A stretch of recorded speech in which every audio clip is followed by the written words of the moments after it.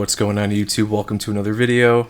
We're in a different rack. We're squatting here and did a audio voiceover of this, and I don't know what happened. DaVinci Resolve doing its crazy stuff every now and then where it speed changes my audio for no reason, which is infuriating. But anyway, if I miss anything I talked about, you'll never know, but I probably will.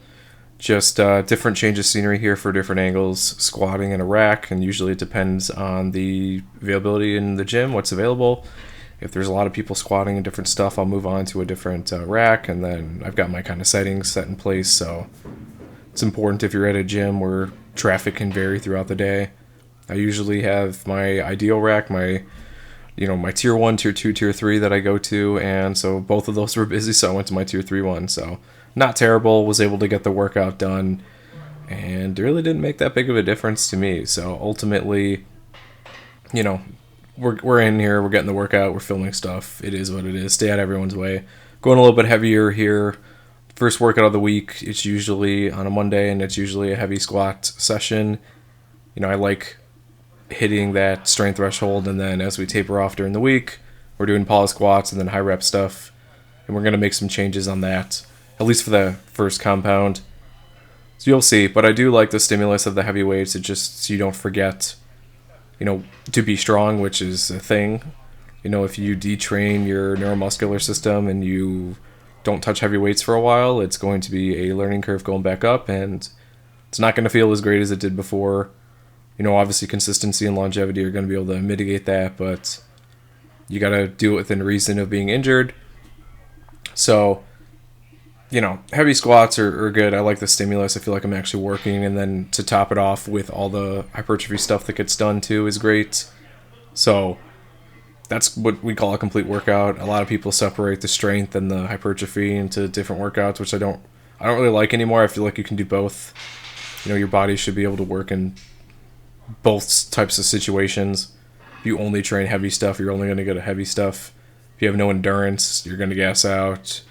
You're going to leave gains and stuff on the table that you could potentially get. It does take some time to transition to it, but it can be done easily. You just have to make sure that you do it and you recover quickly. Sometimes you're going to have to take some L's on your weights for a while, but you'll build back up and come back stronger. So more leg press here, just really isolating the strength component of stuff, and instead of having to load a bunch of plates on here and take them off and risk all this other stuff, I just decided to do these unilateral just to get the stimulus without having to put as much weight on there, and for variety.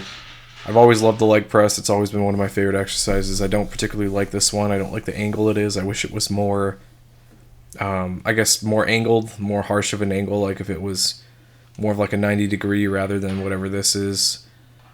And I don't know, I just feel like it puts a lot of stress on the lower back. It's really hard to find your point of where you want to be in press from in order to get the benefit out of it.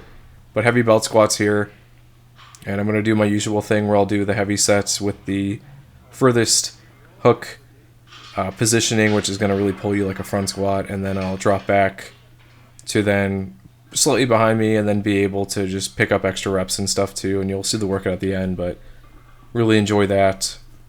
Really enjoy getting that pump, and I get enough stimulus in the quad there that like really carries me over, and it feels really good. It feels good to have a pump going.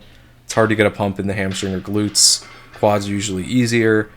So if you're getting those results into where you're at, you're hitting that muscle pretty well. You've got a good connection going, and just keep doing that, and it will benefit you greatly going forward. So I do like mixing the two. You can call it a drop set if you want. Technically, it's not a drop set in weight though, but it is a drop set in intensity. So I guess you could call it that. But it just makes it so easy. No weight has to come off. You just kind of change your hook and go from there. So good times, efficient. The easier something it is to do, the more likely you are to do it. So that's why I do it.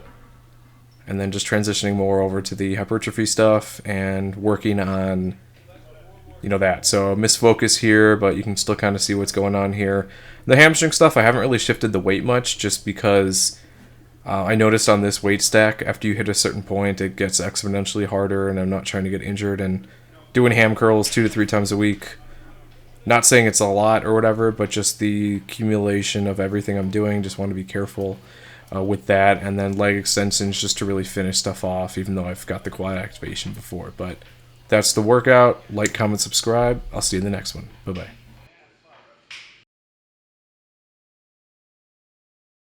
Thanks for watching the latest video. If you want to help support the channel, I actually own my own wet shaving and grooming e-commerce website where everything's handmade by me. It's www.apexsoaps.com, and you can get a 10% off code using wet shaver. We've got some cool scents here. We've got some Coca-Cola scents, a horchata scent, traditional barbershop, just some really cool stuff, and you can purchase samples or you can buy the whole set. If you have any questions, feel free to reach out via email. Be quick to respond. Thanks for watching.